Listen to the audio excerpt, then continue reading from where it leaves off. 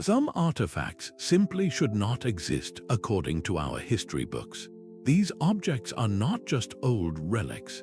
They are deep puzzles that challenge everything we think we know about the past. By the end of this exploration, you will see the recorded timeline of human civilization in a completely new light. We will uncover a 2,000-year-old computer, a map that shows an ice-free Antarctica, and a hammer found in stone millions of years old. Each one suggests that ancient cultures may have possessed knowledge and technology we thought were modern inventions. What does it mean for our understanding of history if these impossible objects are real? This intricate bronze device, known as the Antikythera Mechanism, was pulled from an ancient shipwreck resting deep off the coast of a small Greek island. What divers recovered was not a simple statue or pot, but a complex clockwork of interlocking gears, housed in a wooden case no larger than a shoebox. For decades, its true purpose remained hidden beneath layers of calcified corrosion. It was only through painstaking analysis, using advanced imaging techniques, that researchers began to unravel its secrets. They discovered it was an astronomical calculator of breathtaking complexity. By turning a hand crank, the user could simulate the movements of the sun, the moon, and known planets. It predicted lunar and solar eclipses with remarkable accuracy, and even accounted for the irregular orbit of the moon. The device featured dozens of precisely cut bronze gears, some with teeth so fine and set at such exact angles that they rival the craftsmanship of 18th-century clockmakers. Yet this object dates to a time over 2,000 years ago. The knowledge required to design such a mechanism implies a deep understanding of celestial cycles, advanced mathematics, and precision engineering that historians never believed the ancient Greeks possessed. This was not merely a ceremonial trinket, it was a sophisticated scientific instrument. Its very existence suggests a lost school of mechanical science, a tradition of gearwork and calculation that somehow vanished from the historical record for more than a millennium. How could such an advanced artifact be created, only to leave no trace in the writings or artifacts of its era? This single discovery forces a profound question. Was this mechanism a unique, one-of-a-kind marvel, or is it a solitary surviving piece from a much larger and now lost technological world? The mystery deepens as we examine another object, one that suggests ancient metalworkers achieved feats we thought impossible. While the Antikythera Mechanism represents a lost pinnacle of mechanical engineering, another kind of ancient mastery stands silently in the open air, defying the very elements. In the heart of India, the Iron Pillar of Delhi has endured for over 1,600 years, a testament to a forgotten science of metal. This 23-foot-tall column of iron is famous not for its size but for its stunning defiance of rust. In a climate with heavy monsoon rains, the pillar should have crumbled to reddish dust centuries ago, yet its surface remains remarkably smooth and uncorrupted. The secret lies in its unique composition. Modern analysis reveals the pillar is made of an exceptionally pure form of wrought iron, and it is protected by a thin, invisible shield. This shield is a chemical compound called mesawite, a passive film that forms under very specific and controlled conditions. This layer actively prevents the iron from reacting with oxygen and moisture, effectively putting a stop to the corrosion process before it can truly begin. Contemporary metallurgists understand what the layer is, but the precise forging methods and the specific knowledge the ancient Indian ironsmiths used to create it consistently have been lost. It was not a lucky accident, but a repeatable technique, a mastery of materials science that seems to belong to a much later industrial era. An inscription on the pillar links it to a powerful king named Chandra, yet the full story of its creation is wrapped in legend, leaving its original purpose as enigmatic as its preservation. How did these ancient artisans achieve a feat that our modern industry, with all its technology, finds difficult to replicate? This pillar is a permanent challenge, a quiet monument that forces us to reconsider the technological capabilities of the ancient world. It suggests a deep, empirical understanding of chemistry and physics that was never recorded in any surviving text. If ancient metalworkers could engineer iron to last for millennia, what other impossible creations might be waiting to be found? Our next discovery pushes this question even further, presenting an object that simply should not exist within the established timeline of human toolmaking. This peculiar clay jar seems almost unassuming at first glance. Found in the ruins of Mesopotamia, it dates back over 2,000 years to the Parthian period. The artifact is a simple terracotta pot, but inside lies its true mystery. Sealed within is a copper cylinder, and suspended within that cylinder is a solid iron rod. The assembly is uncannily complete. If this jar were filled with an acidic liquid, something as common as vinegar or wine, a chemical reaction would occur. The acid would interact with the two different metals, and in doing so, it could generate a small but measurable electric current. This is the basic principle of a galvanic cell, a simple battery. The implications are staggering. If this interpretation is correct, it means that the fundamental concept of electricity was not only understood but potentially being applied centuries before the official discoveries of scientists like Volta and Galvani in the late 18th century. What could this ancient power have been used for? Some researchers propose it might have been employed for electroplating, using the tiny current to deposit a thin layer of one metal, like gold, onto the surface of another. This would explain the existence of exquisitely gilded artifacts from the same era that seem to lack any solder. Others remain skeptical, suggesting the jar was merely a secure container for storing precious religious scrolls. Yet, the design is so specifically similar to a basic voltaic pile that the coincidence feels difficult to accept. The very possibility forces a dramatic re-evaluation of ancient scientific pursuits.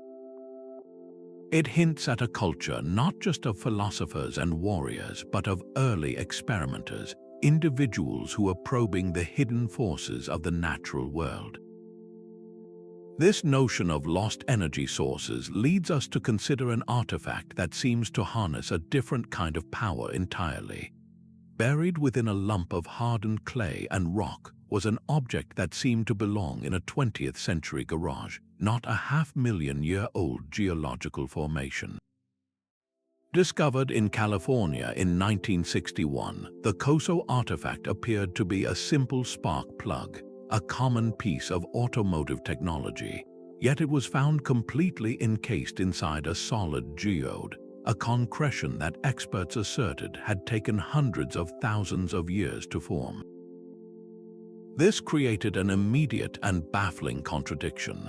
How could a man-made object be sealed inside a rock that predated modern humanity itself? Initial analysis only deepened the puzzle. The internal device was identified as a Champion brand spark plug from the 1920s, a perfectly ordinary item for its time, but the stone around it was not. The apparent age of the geode suggested it was formed in an era when no humans, let alone engineers, should have been present on Earth. This impossible placement sparked wild theories, from time travelers carelessly losing a piece of their vehicle to the existence of a completely unknown, advanced civilization that rose and fell in a distant prehistoric age. The mystery took another frustrating turn when the original discoverers passed away and the physical artifact itself vanished. All that remains are a few photographs and a mountain of unresolved questions. The Coso artifact stands as a perfect example of the profound difficulties in verifying such anomalous finds. It highlights a powerful human desire to uncover evidence that shatters our established timeline, while also reminding us how easily a single, unverifiable object can slip away, taking its secrets with it. This idea of a mechanism impossibly displaced in time compels us to look at an even older device, one whose sophistication is nearly as baffling as its mere existence. A single silver coin, no larger than a thumbnail, can carry a story vast enough to rewrite history. This is the Maine Penny, a Norse artifact discovered not in a Scandinavian burial mound, but deep within a Native American shell midden on the coast of Maine. Minted in Norway between 1065 and 1080, this small piece of currency is a temporal anomaly. It sits centuries before the celebrated voyages of Christopher Columbus, suggesting that Viking explorers reached the shores of North America and potentially interacted with indigenous peoples long before any recorded contact. The coin itself is genuine, but the context of its discovery has fueled a fiery debate that continues to this day. How did it travel so far from its origin? Was it lost by a Norse explorer from a nearby, yet undiscovered, settlement, perhaps a southern outpost of the Viking camp at Elance Orks Meadows in Newfoundland? Or was it passed hand to hand through vast, pre-existing Native American trade networks that stretched from the Canadian coast down into what is now New England? This second possibility is almost as revolutionary as the first, implying a complex web of exchange that could have moved an exotic object hundreds of miles inland. Skeptics argue the coin could have been a much later trade item, perhaps brought by European fishermen in the 16th century, or worse, a simple hoax planted at the site. Yet, if it is authentic to its archaeological layer, this lone coin forces a profound confrontation with the gaps in our historical narrative. It hints at fleeting, unrecorded encounters, brief moments of contact between two worlds that ended as quietly as they began, leaving behind only a single, silent witness. This idea of transoceanic travel in the deep past pushes our search even further back in time, to an artifact that suggests such incredible voyages may have occurred thousands of years earlier. Buried in a sealed grave at a site called Tecaxic Head, a small terracotta head presents a cultural paradox. Its features are distinctly non-native to the Americas, carved with the full beard and classic hairstyle of a Roman patrician from the 2nd century. This artifact was uncovered in a soil layer dated firmly to a time long before any European contact was supposed to have occurred. The implications are as profound as they are controversial.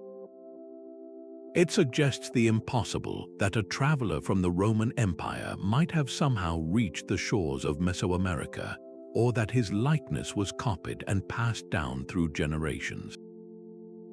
Mainstream archaeology remains deeply skeptical, proposing that the head might have been accidentally introduced into the site by later colonial activity, or that it is an elaborate forgery. Yet the circumstances of its discovery within a sealed pre-Columbian context make such dismissals feel unsatisfactory. The head does not fit the established narrative, and so it lingers on the fringes of history, a stubborn piece of evidence that refuses to be easily explained away. It whispers of chance landings, of ships blown off course, of encounters that left no written record but perhaps a single, enduring cultural impression.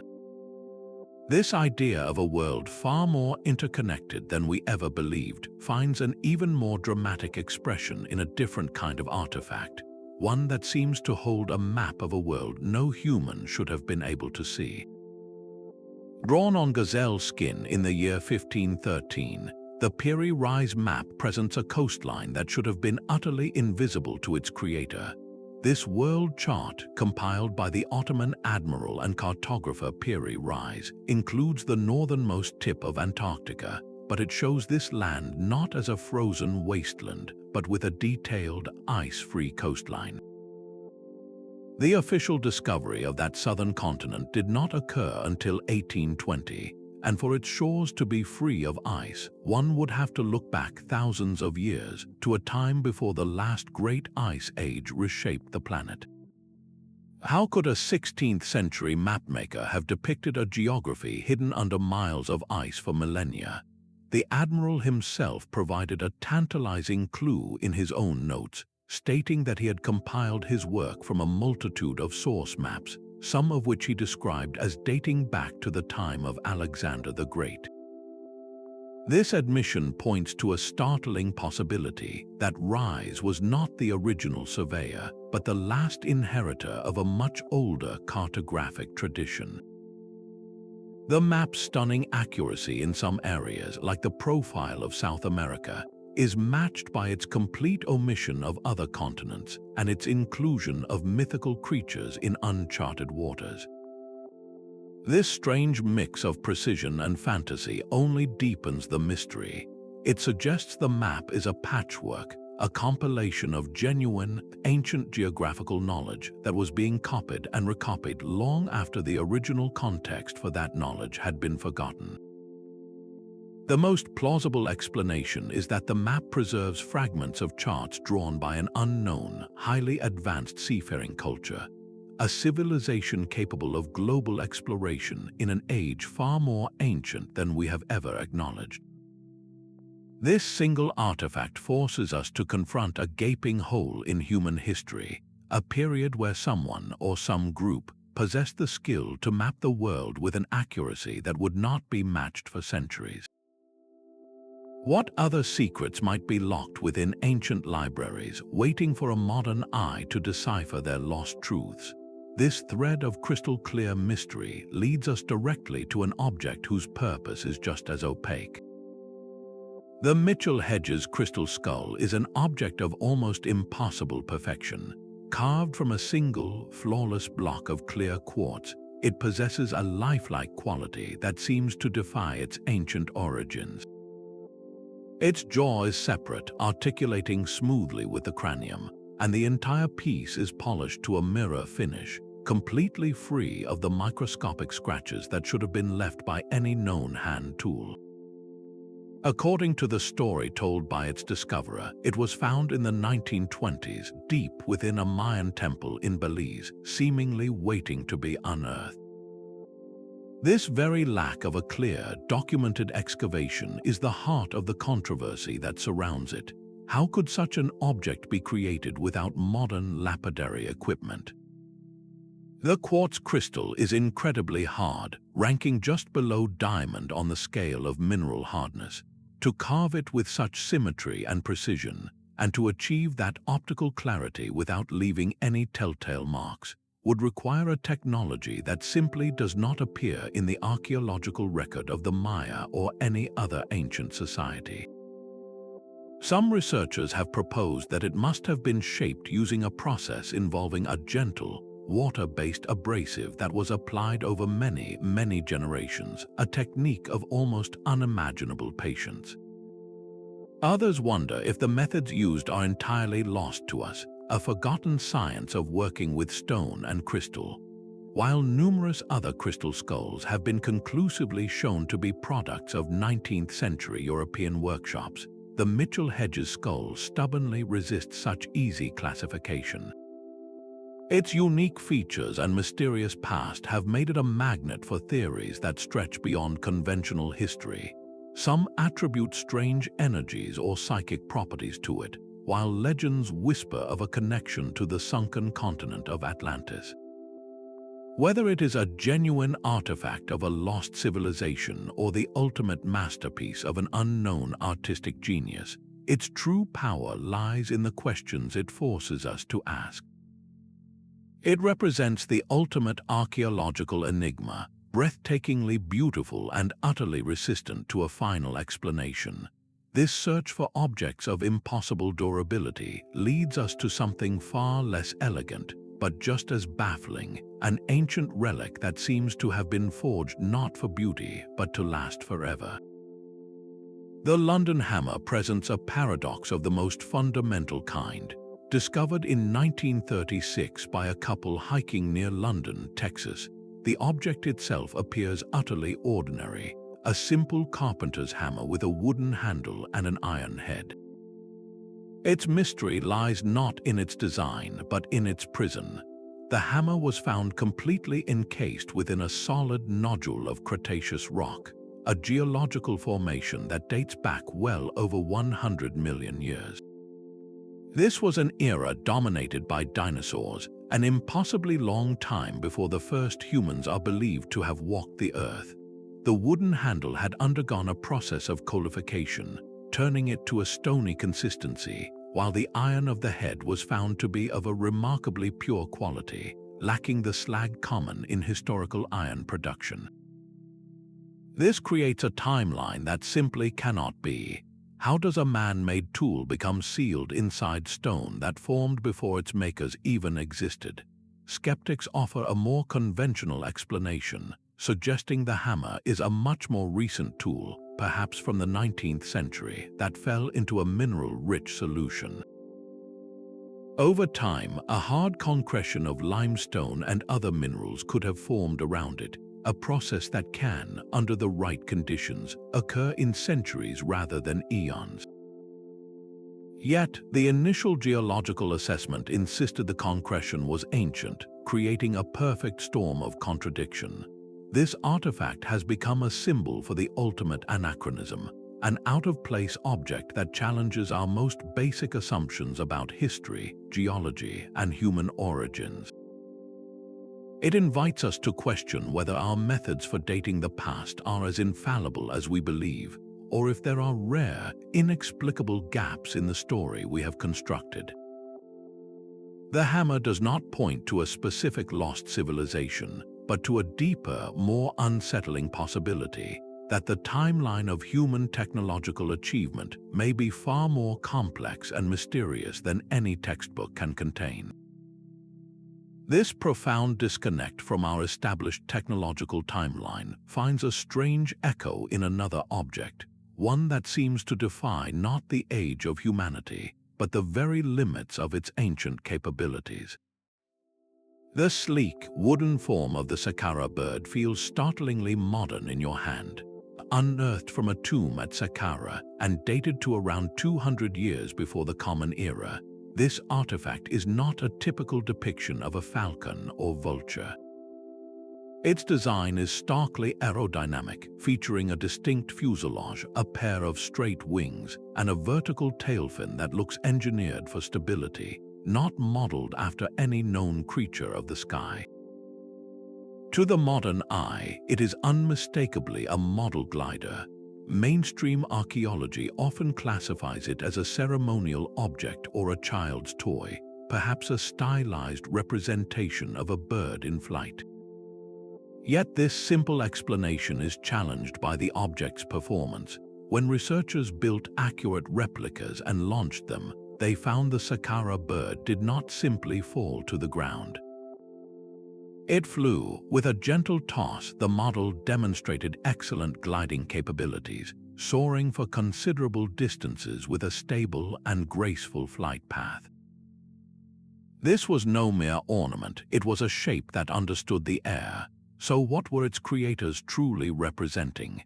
The theory that it depicts an unknown, now extinct bird species fails to account for that rigid, perpendicular tail fin, a feature no bird on Earth possesses. The alternative is far more provocative. It suggests that ancient Egyptian artisans, or the scholars who guided them, were not just symbolizing nature but actively experimenting with its principles. They may have been observing the physics of lift and drag, codifying these observations into a wooden form that could truly fly.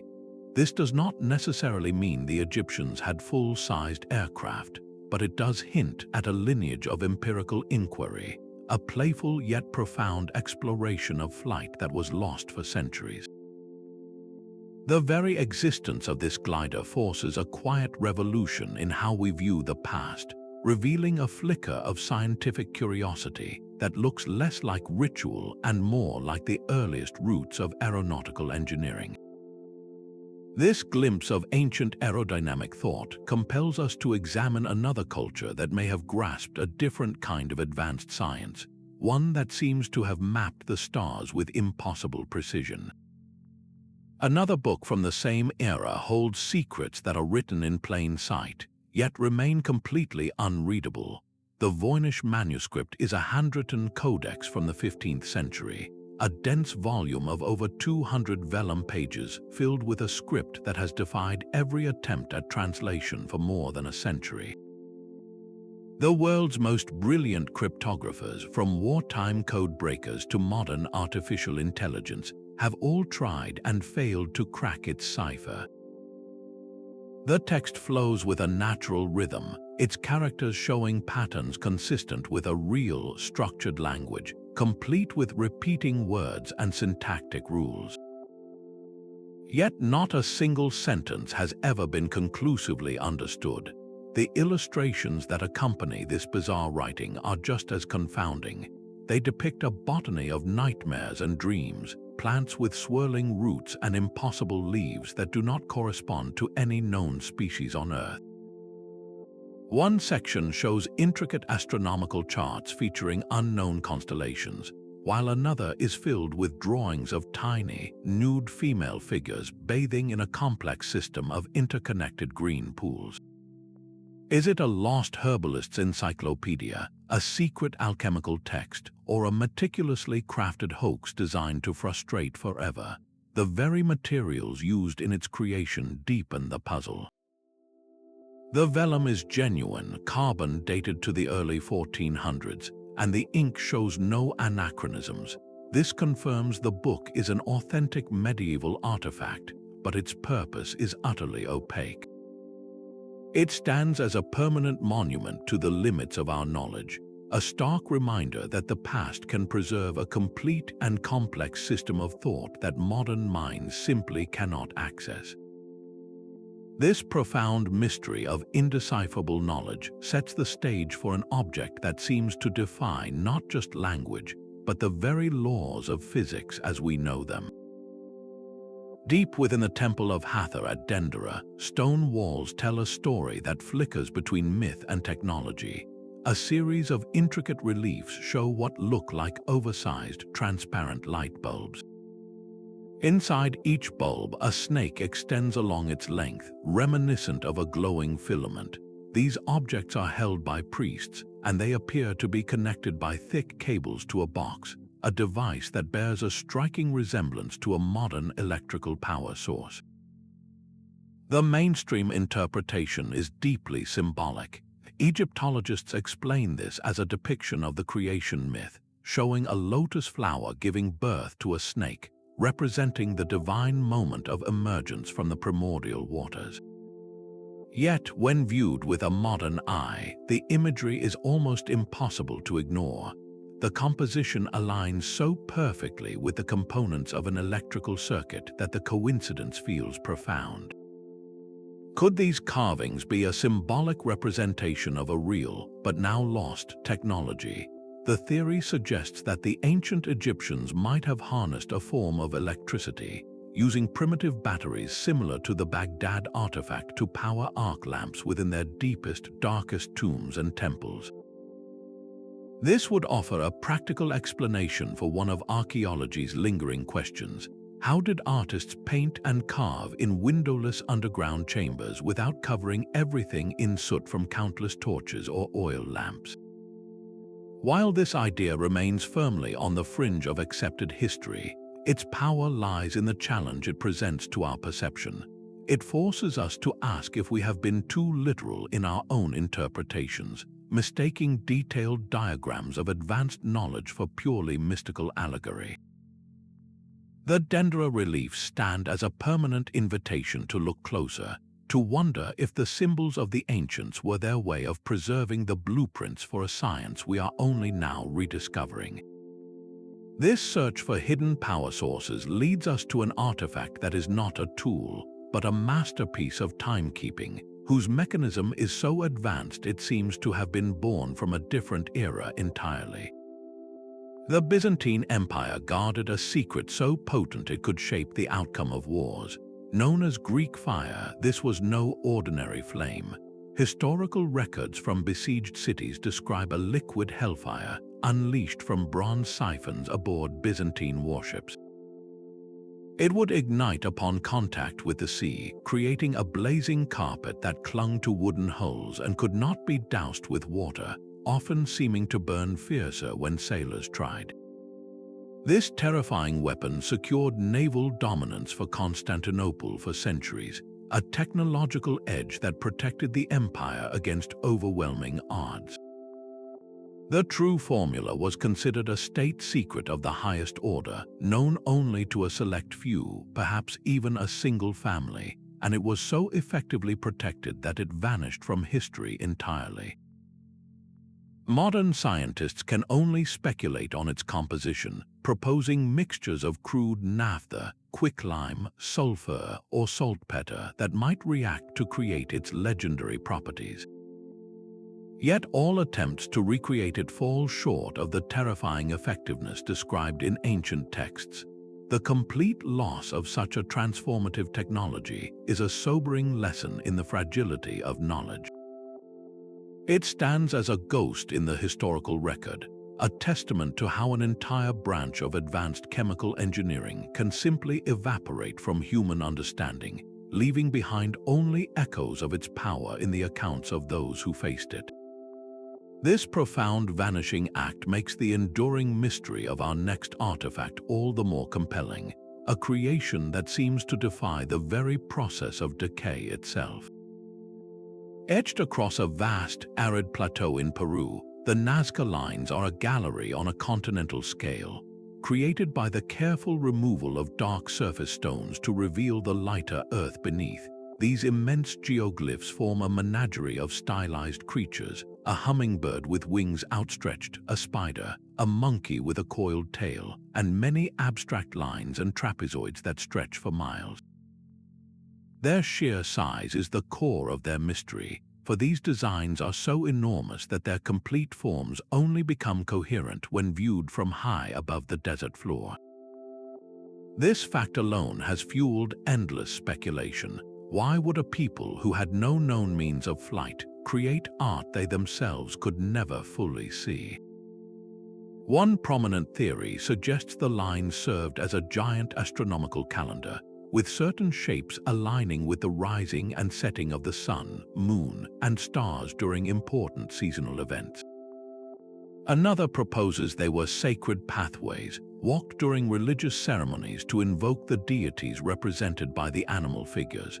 The most controversial idea, of course, is that they were landing markers or navigational aids for visitors from the stars, a theory that, while popular, lacks any corroborating evidence.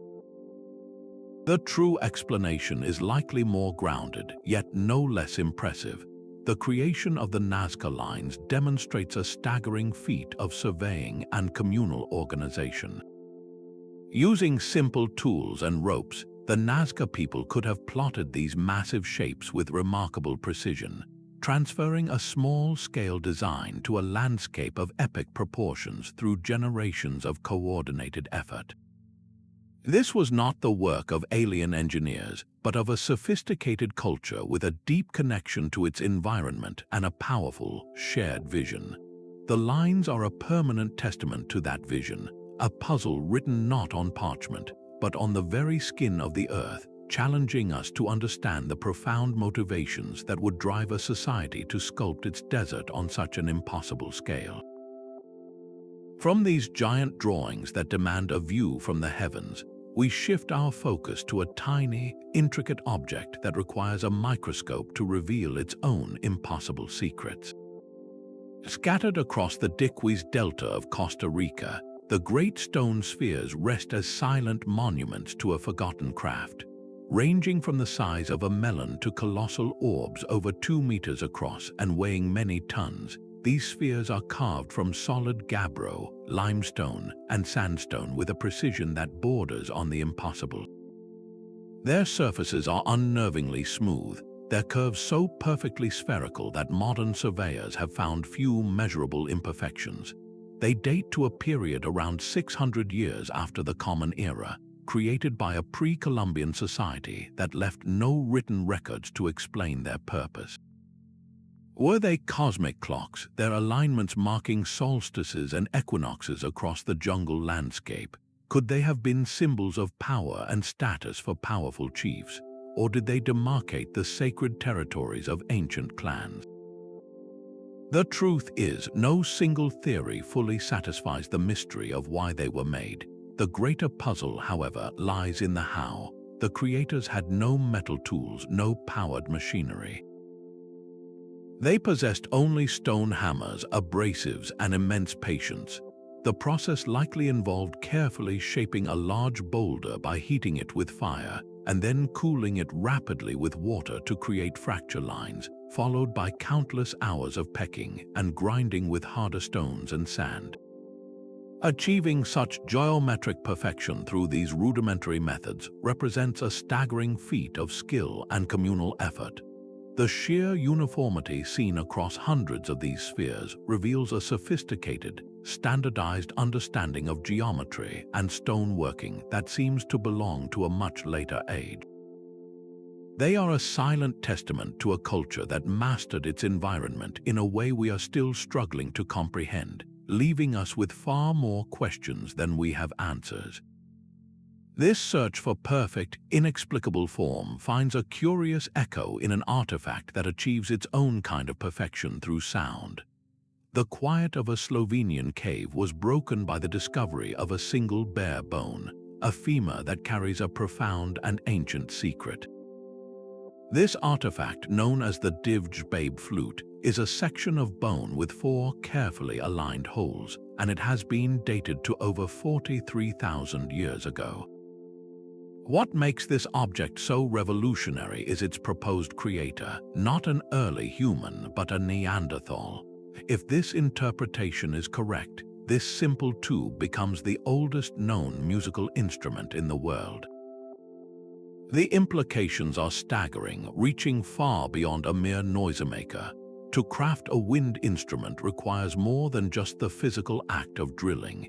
It demands an understanding of mathematics and acoustics, an ear for the relationships between notes, and the abstract intention to create something that serves no immediate survival purpose.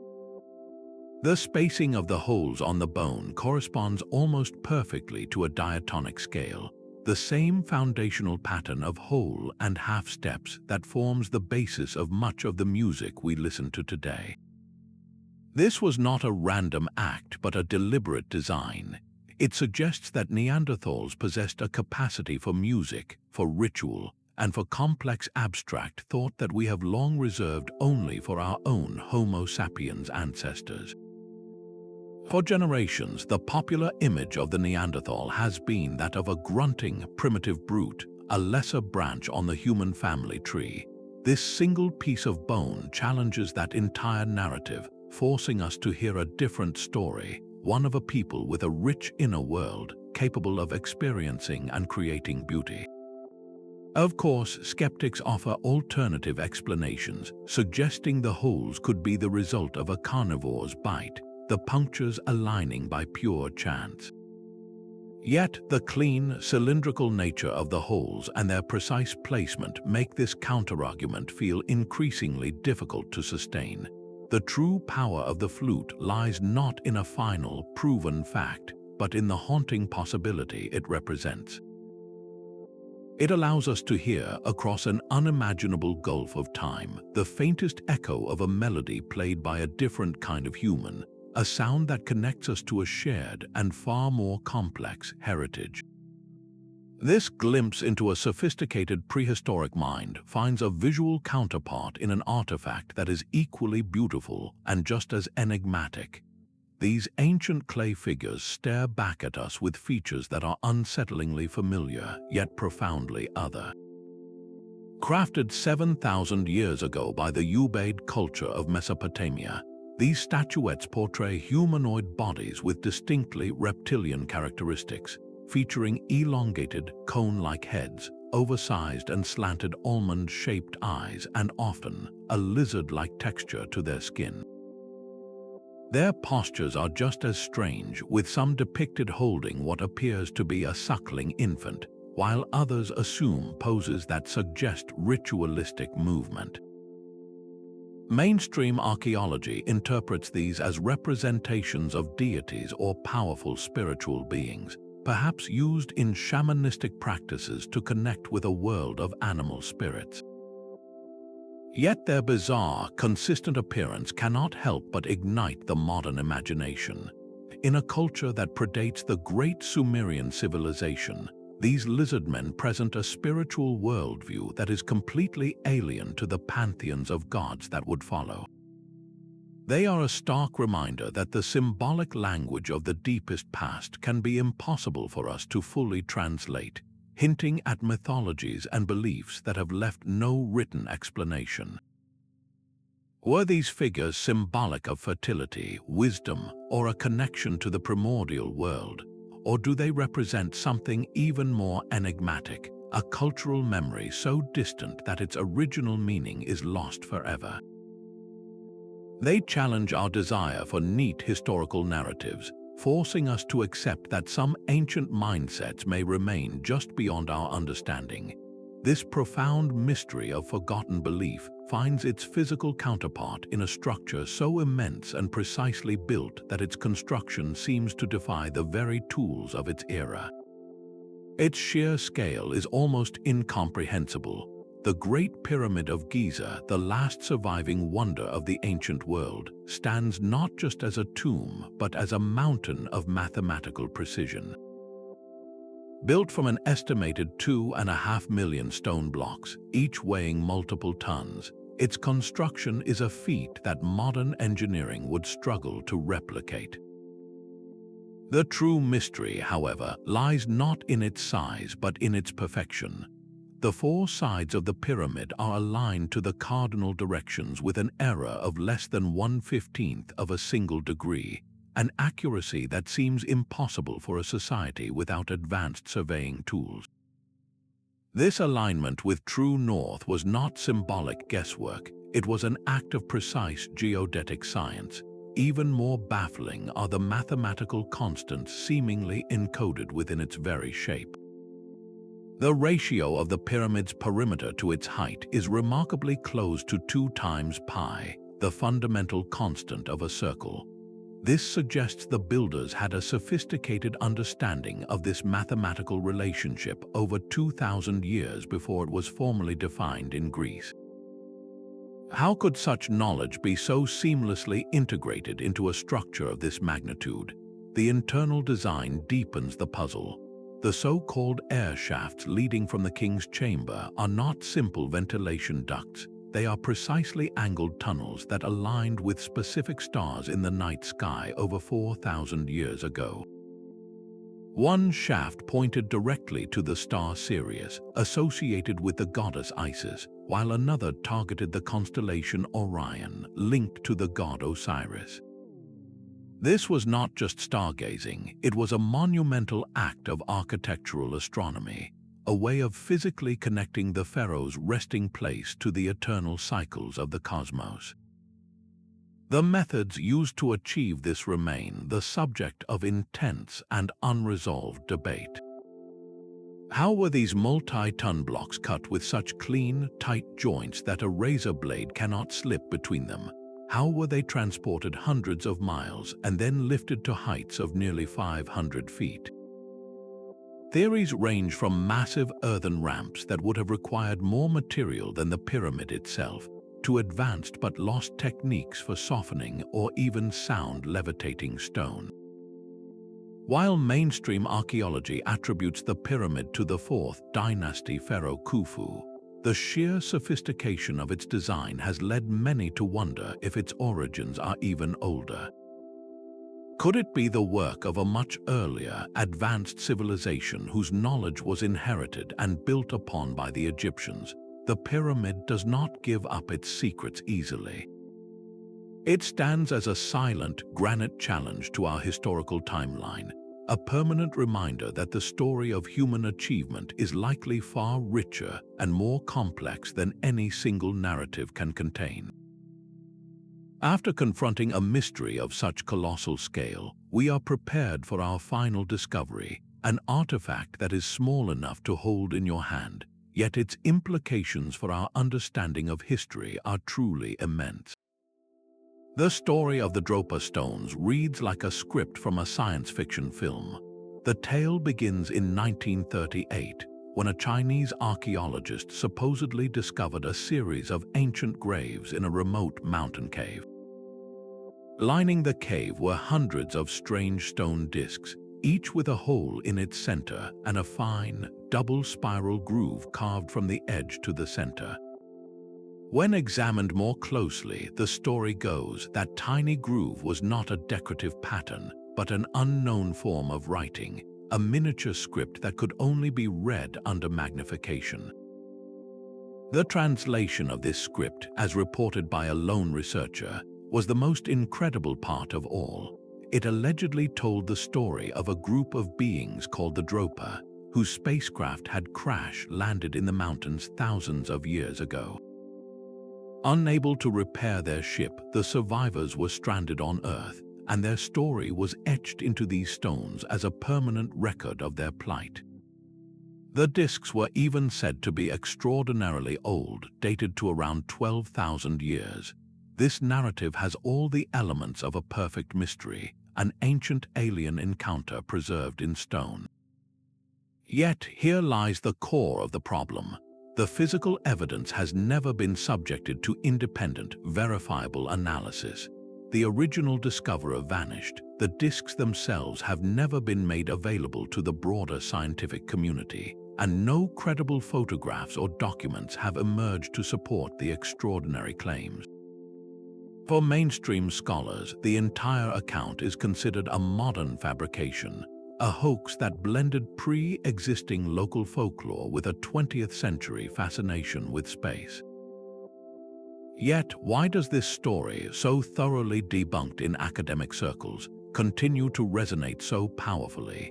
It endures because it speaks to a deep human desire, the hope that a single, dramatic discovery could shatter our isolation in the universe and rewrite our entire past. The Dropa stones are not an archaeological mystery, but a cultural one. They represent how easily a compelling narrative can take root, evolving from a dubious claim into a full-fledged modern legend when the physical proof remains just out of reach. This story serves as a crucial lesson in our search for the truth, reminding us to temper our wonder with a healthy skepticism, and to recognize the fine, often blurry line between a genuine historical enigma and a beautifully manufactured myth. This journey from controversial legend brings us to our final artifact, one whose mystery is not in a wild story, but in the inexplicable nature of its very substance. Buried alongside the bones of an ancient mastodon, the Aiud aluminum wedge presents a paradox in cold, hard metal. Discovered in Romania in 1974, this object was found in a layer of sand deep beneath the earth, a stratum geologists dated to roughly 20,000 years ago. The wedge itself is heavy, weighing about 5 pounds, and is composed of a complex alloy, predominantly aluminum. This single fact is the heart of the impossibility. Human industry did not master the process of smelting pure aluminum until the 1820s. For this manufactured metal to exist in a context that predates the last ice age shatters our established technological timeline. The object's form is equally puzzling. It is not a natural nugget, but a manufactured piece with a clear, purposeful shape, featuring 2 holes that appear to be part of a mechanical assembly, perhaps a pivot point for a larger, unknown machine.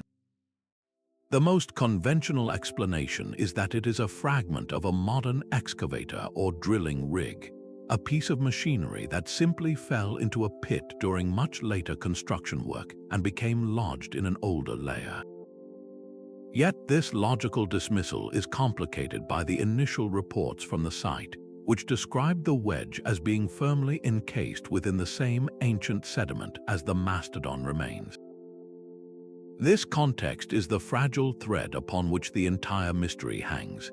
If the original assessment was correct, then the wedge is an artifact out of time, a piece of sophisticated hardware from an era when humanity was supposed to be hunting with spears made of stone and bone. It forces us to confront two equally radical possibilities.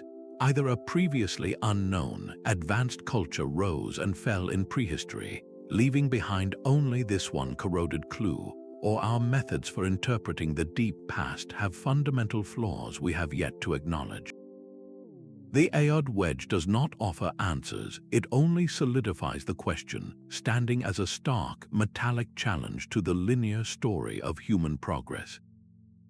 With this final piece of the puzzle laid before us, a pattern emerges from the collection of these 20 mysteries. Taken together, these 20 objects form a chorus of quiet dissent against the official story of our past. They are not random outliers, but a consistent pattern of anomalies that point to the same unsettling conclusion. Our historical timeline, as it is written, is incomplete. It may contain vast gaps, significant errors, or entire chapters that have been deliberately omitted or simply lost to time. The recurring motifs are impossible to ignore: advanced metallurgy that defies corrosion, astronomical knowledge that maps the heavens with pinpoint accuracy, and potential energy sources that hint at a mastery over natural forces. These are not the hallmarks of primitive societies, but the signatures of sophisticated scientific inquiry. The evidence suggests that human history is not a straight, upward line from simple to complex. It may instead be a story of cycles, of civilizations that rose to technological heights, only to have their knowledge erased by catastrophe, conflict, or the slow decay of time. What we call ancient may, in some cases, be the scattered ruins of a much older, advanced world. This collective enigma forces us to confront a humbling possibility that we are not the first to walk this path of discovery. We may be rediscovering sciences that were once well understood, reinventing technologies that were already ancient history to our distant ancestors. The true power of these artifacts lies not in any single definitive answer they provide, but in the profound questions they force us to ask about our own place in history. If so much has been forgotten, what does that mean for the permanence of our own modern achievements? This perspective does not diminish our current knowledge, but instead enriches our entire understanding of human potential, reminding us that the story of who we are is far more intricate and mysterious than we ever imagined. Our journey through these 20 mysterious artifacts reveals a world where the past is not a settled fact, but a dynamic field of inquiry. From the intricate gears of the Antikythera Mechanism to the baffling aluminum of the Aiud wedge, these objects share a common thread. They all stubbornly refuse to fit neatly into the timelines we have so carefully constructed. Each one stands as a quiet challenge, an invitation to think bigger and to question more deeply. They do not provide easy answers, but they demand a more humble and curious approach to our shared history. The existence of these anomalies does not mean we must tear down the history books overnight. Instead, it suggests that the story of human civilization is far richer and more complex than any single narrative can contain.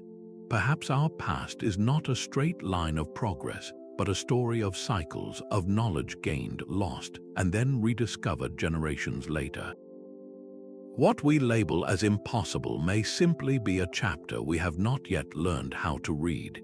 This perspective does not diminish our modern achievements, but rather enriches our entire understanding of human potential. It reminds us that the drive to innovate, to understand the stars, and to create lasting beauty is a profound and ancient part of who we are. I would love to hear which of these artifacts you find most compelling. Share your thoughts in the comments below. If this exploration of the unknown resonated with you, please subscribe for more journeys into history's greatest mysteries. The past is calling, and its message is far from